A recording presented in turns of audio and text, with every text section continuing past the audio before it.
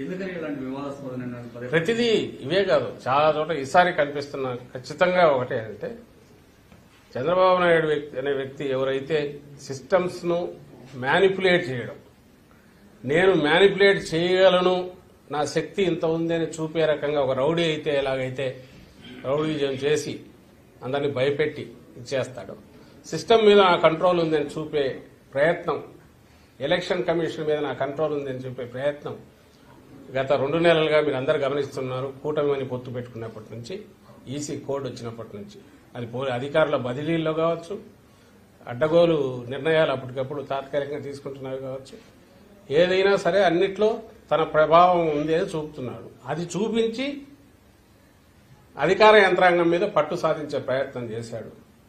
అవన్నీ కూడా ఇక్కడికి వచ్చేసరికి పాచికలేమి పారవు.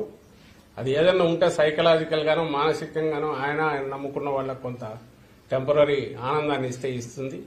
లేదా అధికారులు కొంతమంది భయపడి ఎందుకైనా మంచిది వీళ్ళు చెప్పినట్టు ఉంటే బెటర్ కదా అని వాళ్ళ చెప్పినట్టు ఫాలో అయ్యే అవకాశాలు ఏమి ఉంటాయేమో కానీ యాక్చువల్ ఓటింగ్ దీనికైతే దాని ఇంపాక్ట్ క్రియేట్ చేయదు. కానీ ఆయన నేచర్ ఏది ఉందో అది ఈసారి కూడా చూపించాడు చంద్రబాబు నాయుడు. బీజేపీతో పొత్తు పెట్టుకోవడం, పొత్తు పెట్టుకున్నాక తర్వాత ఇమ్మీడియట్ ఎన్నికల కమిషన్ మీద తన పట్టు బిగించడం, ఎన్నికల కమిషన్ కూడా అలాగే ఆయన ఎలాంటి ప్రెషర్ తెచ్చినా వాటన్నిటికీ తలొగ్గడం కూడా ఈసారి ప్రత్యేకంగా కనిపిస్తోంది. బహుశా వాళ్ళ నేషనల్ స్ట్రాటజీ, బీజేపీ నేషనల్ దీనిలో పార్ట్గా సౌత్ లో 4 ఓట్లు 4 సీట్లు ఎక్కువ వచ్చినట్టు చూపించుకునే ప్రయత్నంలో భాగంగా ఈ సైకలాజికల్ ఇది క్రియేట్ చేశారేమో అని అనిపిస్తుంది. సార్, సోషల్ మీడియాలో కొంతమంది రెచ్చగొట్టే వ్యాఖ్యలు చేస్తున్నారు. మీ పార్టీ కార్యకర్తలకు రేపటి కోసం ఎలాంటి సూచనలు? ఏం చేయగలరు? వాళ్ళు ఏం చేస్తారు? ఇంత బలమైన పార్టీ వాళ్ళేదో దాని ఏమంటాం మానసిక ఆనందం కోసము, ఆత్మతృప్తి కోసము సోషల్ మీడియాలో 4 వార్నింగ్లు ఇస్తే ఏదో అంటారు, ఇది ఉడత చప్పుళ్లకు బెదిరే వాళ్ళు ఎవరు ఉంటారు ఇక్కడ, దాని గురించి పెద్ద లెక్కలేకేసుకోవాల్సిన అవసరం లేదు. బట్ ఓవరాల్ నేనైతే వీఆర్ వెరీ కంఫర్టబుల్. మళ్ళీ చెప్తున్నాం, బ్రహ్మాండమైన మెజార్టీతో రేపు మళ్ళీ జగన్మోహన్ రెడ్డి గారు 2వ ప్రమాణ స్వీకారం చేయబోతున్నారు అనుకున్నట్టు.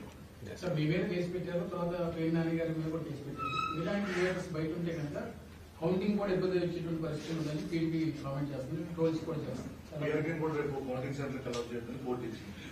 అవును, అదేదో కోర్టు ఇచ్చింది. కోర్టు డెసిషన్ దాని ప్రకారం పోవాల్సి వస్తుంది. మాకు సంబంధించిన వాడు కేసు పెట్టి చంద్రబాబు నాయుడు మీద కూడా మా వాళ్ళు కేసు పెట్టారు. అవేముంది కేసులు, దాని కేసులు నడుస్తుంటాయి.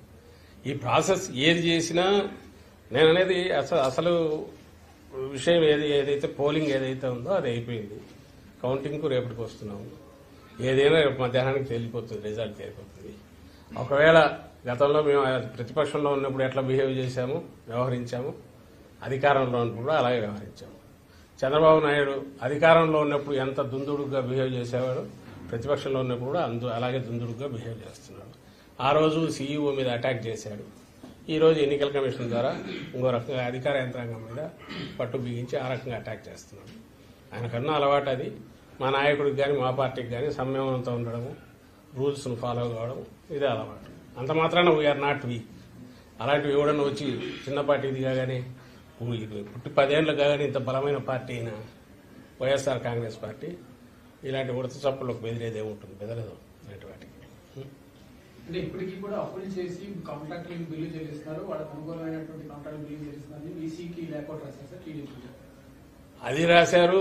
ఆమె ఎవరు పురంధేశ్వరి గవర్నర్ దగ్గరికి వెళ్ళింది. అసలు వాళ్ళ అంటే ఏదో ఒక రకంగా మీడియాలో కనపడాలని ఇది చేస్తున్నారు, అర్థం కావట్లే. కానీ అప్పులు ఎన్నో ఇవెన్నో తీయమని అది ఒక చీటీ పోయి ఒక లెటర్ రాశారు గవర్నర్కు. నిజంగా వాళ్ళకి ఏదన్నా వాళ్ళు అధికారంలోకి వస్తున్నారని తెలిస్తే 2 రోజులు వెయిట్ చేస్తే అయిపోయేదానికి పోవాల్సిన అవసరం లేదు. ఏదో ఒక హడావుడి చేయాలి అనేది ఒకటి వాళ్ళకి కనపడుతుంది. ఆ హడావుడి చేయడంలో పోగానే ఇలాంటివి రాస్తున్నారు, ఇలాంటివి అలాగే లేఖలు పోయిస్తున్నారు. కానీ చంద్రబాబు నాయుడు మాత్రం సైలెంట్గా ఉన్నాడు, గమనించండి. ఆయన మాత్రం ఎక్కడ మాట్లాడట్లా, చాలా గుంభనంగా వ్యవహరిస్తున్నాడు. ఎక్కడ కూడా ఇంతవరకు కామెంట్ చేయట్లా. బహుశా తనకు పిక్చర్ తెలుసు కాబట్టి రేపు ఏం జరగబోతుంది అనేది దానికి మెంటల్గా ప్రిపేర్ అయినట్టున్నాడు ఆయన. ఓకే, ఆయన అసలు ఉన్నట్లేడు, దేశంలో ఉన్నట్లేడు నాకు తెలిసి. ఈరోజు బ్యాక్ వచ్చాడా? ఇన్నాళ్ళైతే దేశంలో లేడు. స్టేట్ లో 21 ఎంపీ సీట్లు కొట్టేయబోతున్నామని చెప్పని అరుణ్ సింగ్ బీజేపీ లీడర్ కూడా నిన్న చంద్రబాబు ఏ కాన్ఫిడెంట్ తో వాళ్ళ విధంగా మాట్లాడుతున్నారు. అంతే కదా, 2 నుంచి మాకు 4 ఇస్తే 21 వాళ్ళకే కదా. నిన్న ఆ survey India today my axis survey జరిగింది కదా, దాంట్లో నిన్న అసెంబ్లీ చెప్పినట్టున్నారు వాళ్ళకి చేసి. అది నిన్న కూడా అన్నా కదా, మాకు 2 చాలా జనరస్ గా 2 నుంచి 4 ఇచ్చాడు. పాపం ఆయన బీజేడీ వాళ్ళకైతే 0 పెట్టేట్టున్నాడు. అలాగే కానీ అవి మీరు చూడండి, 2 నుంచి 4 అంటే మళ్ళీ అసెంబ్లీకి వచ్చేసరికి కొంచెం జనరస్ ఇంకొంచెం మరింత ఇదిపోయాడు. కానీ అసెంబ్లీ లెక్కలే మీరు చూస్తే మై యాక్సిస్ అనే దాంట్లో మరి జనసేనకు ఎవరో నాకు మార్నింగ్ గుర్తు చేశారు, 7% ఓట్ షేర్ ఇచ్చాడు. జనసేన పోటీ చేసింది 21 సీట్లలో. 21 సీట్లలో 7% ఆఫ్ టోటల్ పోల్ ఓట్స్ అంటే వాళ్ళకి ఆ 21 సీట్లలో 61% వాళ్ళకి పోల్ అయిందా అంటే 21 సీట్లలో 61% పోల్ అయితే అది టోటల్ ఓట్స్ లో 7% అవుతుంది. అది ఏమన్నా అది లెక్కేనా అంటే వారికి ఏ లెక్కలు వేసుకుని కలపాలను చూస్తే ఎట్లా చేసినా కుదరట్లేదు అనుకుంటా. ఆ 400 400 20 అని ఎందుకని తెలియదు కానీ 400 దగ్గర అయినారు. అక్కడికి పోవడం కోసం స్ట్రెచ్ చేసిన దాంట్లో మన ఏపీలోనే చూస్తే వైఎస్ఆర్ కాంగ్రెస్ పార్టీకి 44% ఓట్ షేర్ ఇచ్చాడు. సీట్లు ఎన్ని ఇచ్చాడా? 55 నుంచి 77 ఇచ్చాడు. 42% వచ్చినోడికి ఎన్ని ఇచ్చినాడు? టీడీపీకి నాకు గుర్తుండి 78 నుంచి 96 ఏమో ఇచ్చినట్టున్నాడు. సో జనసేనకైతే ఈ సీట్లో వాళ్ళకి 61% వస్తాయి, 7% టోటల్ వస్తాయి. అంటే ఏమైనా లెక్కలు కుదిరేవైనా కుదురుతుందా? దానికి ఏమన్నా ఒకందుకు థ్యాంక్స్ చెప్పాల్సింది ఏంటంటే వాళ్ళ ఆ ఫిగర్స్ ఇచ్చిన చూసి జనం నవ్వుకునేట్టున్నాయి కాబట్టి పెద్ద దానిల మీద అంత మాట్లాడాల్సిన అవసరం లేదు. దాన్ని చూసి వీళ్ళు నిన్నటి నుంచి సంబరాలు చేసుకుంటున్నారనేది మా దృష్టికి వచ్చింది. నేను నిన్న అన్నట్టు ఈరోజు చేసుకోవచ్చు, రేపు 8:30-9 కంతా వాళ్ళ దుకాణం బంద్ అయిపోతుంది.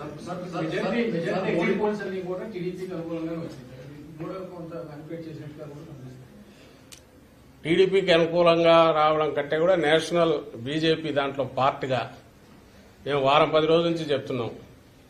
నార్త్ పోతుంది, సౌత్ లోంచి ఏదో తెచ్చుకోవాలి, 400 అన్నారు కాబట్టి 400 దగ్గరికి రీచ్ కావాలనే ప్రయత్నం.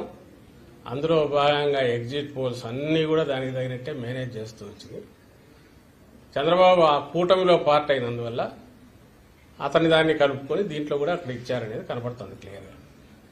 చంద్రబాబు గారు కూటమిలో పార్ట్ బీజేపీ కాకపోతే బహుశా ఈ ఫిగర్స్ వచ్చేవి కాదు. వాళ్ళ కూటమికి రావాలా, బీజేపీకి 400 కావాలా, దాంట్లో పార్ట్గా అసెంబ్లీ ఇవ్వకపోతే మరీ అసహ్యంగా ఉంటుంది కాబట్టి అసెంబ్లీ కూడా కొంత పెంచినారేమో అనిపిస్తుంది. టార్గెట్ అయితే అది ఉన్నట్టు. బట్ ఇక్కడ గ్రౌండ్ రియాలిటీస్ తెలిసి ఇక్కడ రెగ్యులర్ సర్వేలు చేసే వాళ్ళు ఎవరు చూసినా ట్రెండ్ అయితే వైఎస్ఆర్ కాంగ్రెస్ పార్టీకే ఇస్తూ వచ్చారు.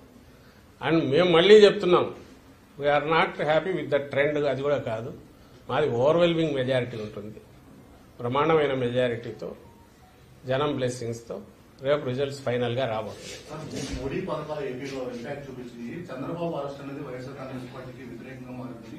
యాక్సిస్ ఇండియా అనాలిసిస్ ఉంది, అనాలిసిస్ ఏం చెప్తారు? అది ముందు వాడు ఏదో అంటారు, రిజల్ట్ రాసుకొని దాన్ని బట్టి అనాలిసిస్ అని చేసుకుంటూ వచ్చారు. చంద్రబాబు అరెస్ట్ ఎక్కడ చిన్న పిల్లాడన్నా రోడ్డు మీదకి వచ్చాడా? ఏదైనా జరిగింది? అసలు చంద్రబాబు చెప్పుకున్నాడా? ఎన్నికల ప్రచారంలో ఎక్కడైనా చంద్రబాబు అరెస్ట్ గురించి కానీ ఇంకొకటి కానీ ఎక్కడైనా ఒక ఇష్యూగా ఎక్కడైనా కనిపించిందా? ఇవన్నీ కూడా మీరు మనందరం దీనికి సాక్షులం. మేమున్నాము, మీరున్నారు, మీడియా అంతా ఉంది, ప్రజలు ఉన్నారు. ఆయన ప్రచారంలో ఎంతసేపు జగన్మోహన్ రెడ్డి గారిని తిట్టడం తప్ప అలాగే ల్యాండ్ టైటింగ్ యాక్ట్ ఇట్లాంటివేవో తీసుకుని సంబంధం లేదు తీసుకురావడం తప్ప ఏ రోజన్నా ఇది ఒక అంశమైందా? లేదా అదేది మన ఆయన ఇచ్చిన హామీల గురించి ఒక అంశమైందా? ఏది కాలేదుగా. అసలు ఆయన అరెస్ట్ అయిన రోజులు ఎక్కడన్నా ఒక చిన్నపాటి ప్రొటెస్ట్ అన్నా జరిగిందా? ఎవరన్నా పట్టించుకున్నారా ఆయన అరెస్ట్ గురించి? అదే రెండవది, అది సిస్టమ్ చేసిన అరెస్టు, కోర్టు విధించిన రిమాండ్, దానికి సంబంధించి ఎందుకు అవుతుంది? ప్రజలు దీన్ని ఎందుకు చూపిస్తారు? చూపిస్తే ఆయన బయటికి రాగానే నీరాజనాలు పట్టిండాలి. ఎక్కడ పెట్టారు? ఎక్కడొచ్చారు? జగన్మోహన్ రెడ్డి గారికి పెట్టారు. జగన్మోహన్ రెడ్డి గారు సిద్ధం సభల పేరు మీద జరిగితే ఎంటైర్ వరల్డ్ అటువైపు చూసింది. అంతగా జనం వచ్చారు, మీరు గమనించారు. ఆయన చేసిన లాస్ట్లో మొత్తం ఆల్మోస్ట్ 140 కాన్స్టిట్యున్సీ పైన విజిట్ చేస్తే దాదాపు అన్ని రకాల పద్ధతుల్లో ఎట్లా వచ్చి తరలి వచ్చారనేది చూశారు. ఇలాంటి క్రైటీరియా చెప్పుకుంటే 1,00,000 కనపడతాయి.